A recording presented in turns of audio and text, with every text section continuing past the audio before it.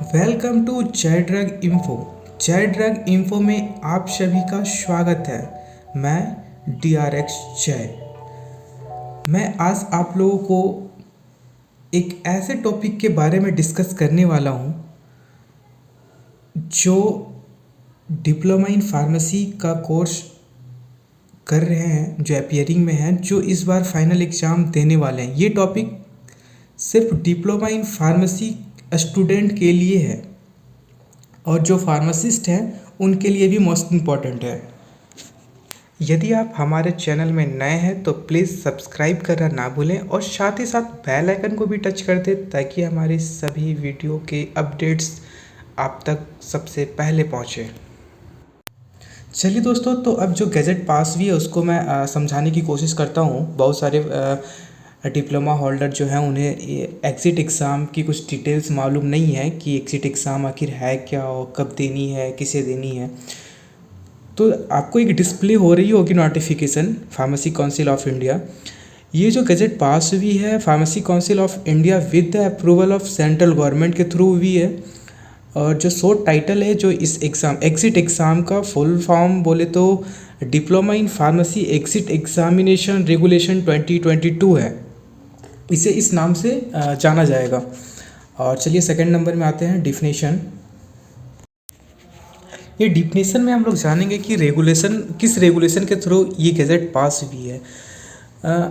Pharmacy act 1948 के through ये पास हुई है। और बी नंबर में देखेंगे कि इनरोल एंड प्रैक्टिस। इसका मतलब होता है कि 2022 जो है, जो गैजेट पास हुई है 24 जनवरी से पहले के जितने भी फार्मासिस्ट हैं ऑलरेडी रजिस्टर्ड फार्मासिस्ट, वो सेल्फ प्रैक्टिस नहीं कर सकते हैं। वो सेल्फ प्रैक्टिस तभी कर सकते हैं जब वो एग्ज़िट एग्ज़ाम में पास करेंगे। और साथ ही साथ जो इस बार अपीयर होंगे, जिन्होंने first year second year clear कर लिया है, उनके पास सारे पेपर्स अवेलेबल है और वो फिर एग्ज़िट एग्ज़ाम में अटेंड कर रहे हैं और वो भी पास आउट हो जाते हैं, एग्ज़िट एग्ज़ाम को वो क्लियर कर लेते हैं, तो as a registered pharmacist and वो प्रैक्टिस कर सकते हैं। ये प्लस पॉइंट है फार्मासिस्ट के लिए।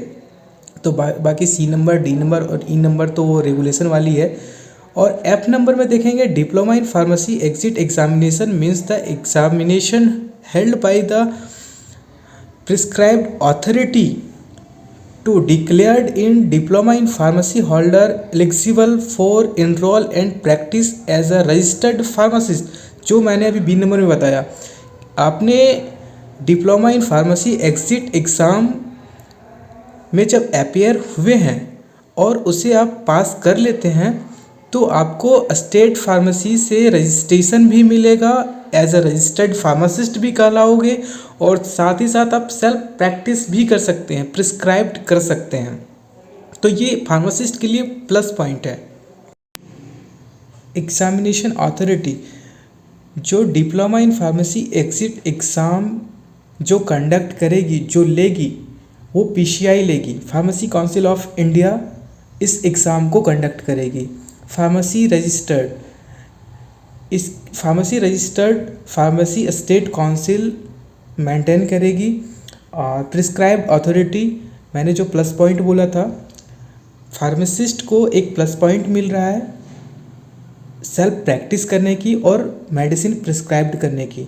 ऑब्जेक्टिव देखेंगे, diploma in pharmacy examination is to ensure that candidate applying for registration as pharmacist with the state pharmacy council.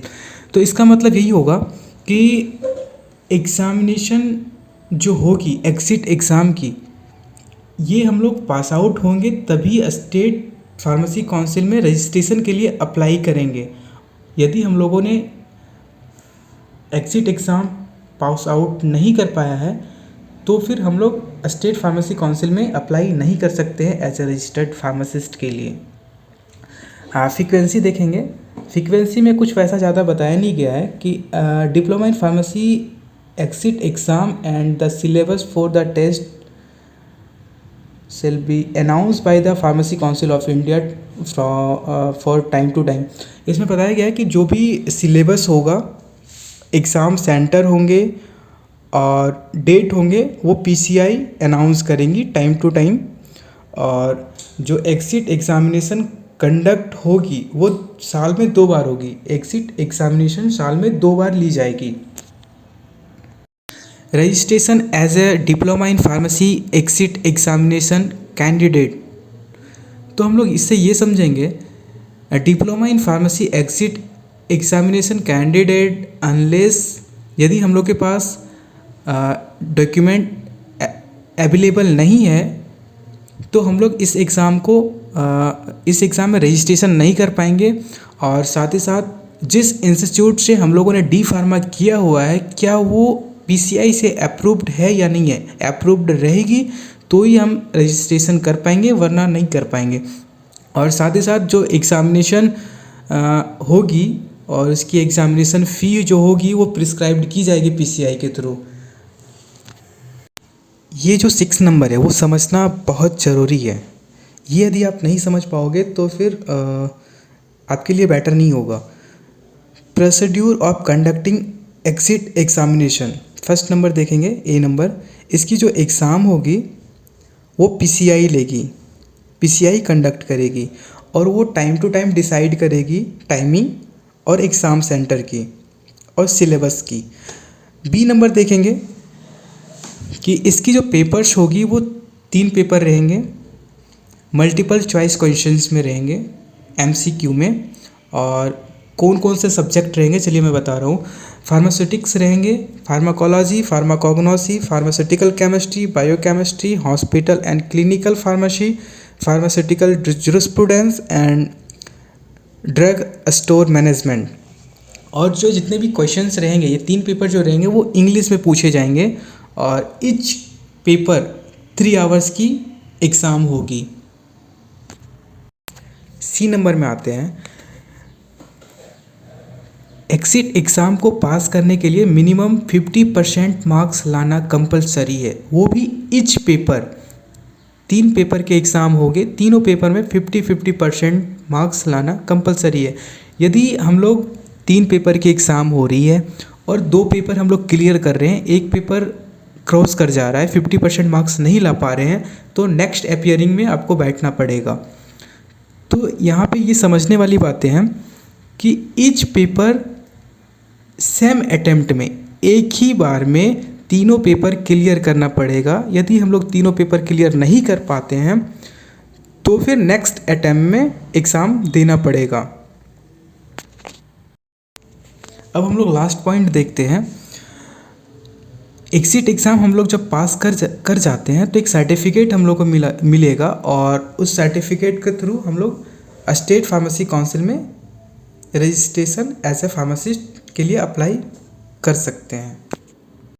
अब हम लोग लास्ट पॉइंट देखते हैं, registration of the candidate as pharmacist after passing diploma in pharmacy exit exam.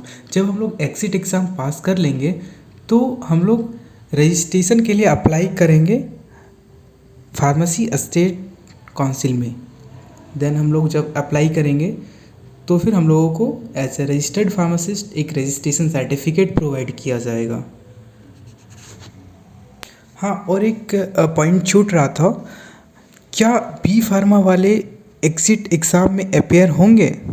तो मैं बताना चाहूँगा कि बी फार्मा जो कोर्स कर रहे हैं या फिर पास आउट हैं उनके लिए डायरेक्ट रजिस्ट्रेशन होगा स्टेट फार्मेसी काउंसिल में। ये सिर्फ डिप्लोमा इन फार्मेसी जो डी फार्मा कर रहे हैं उनके लिए एग्ज़िट एग्ज़ाम मस्ट है, कंपलसरी है, उनको देना ही पड़ेगा। और सेकंड बात, बी फार्मा भी कर रहे हैं तो उनकी रजिस्ट्रेशन मिलेगी, लेकिन वो सेल्फ प्रैक्टिस नहीं कर पाएंगे, वो प्रिस्क्राइब नहीं कर पाएंगे। तो प्रिस्क्राइब करने के लिए एग्ज़िट एग्ज़ाम में अपेयर होना कंपलसरी है, चाहे वो डी फार्मा है या फिर बी फार्मा या फिर एम फार्मा। सेल्फ प्रैक्टिस के लिए आपको एग्ज़िट एग्ज़ाम में अपेयर होना पड़ेगा और पास आउट होना पड़ेगा, तभी आप सेल्फ प्रैक्टिस कर पाएंगे। लेकिन बी फार्मा वाले जो बी फार्मा कर रहे हैं या फिर कर चुके हैं उनकी रजिस्ट्रेशन डायरेक्ट होगी, वो उनको एग्ज़िट एग्ज़ाम में बैठना नहीं पड़ेगा।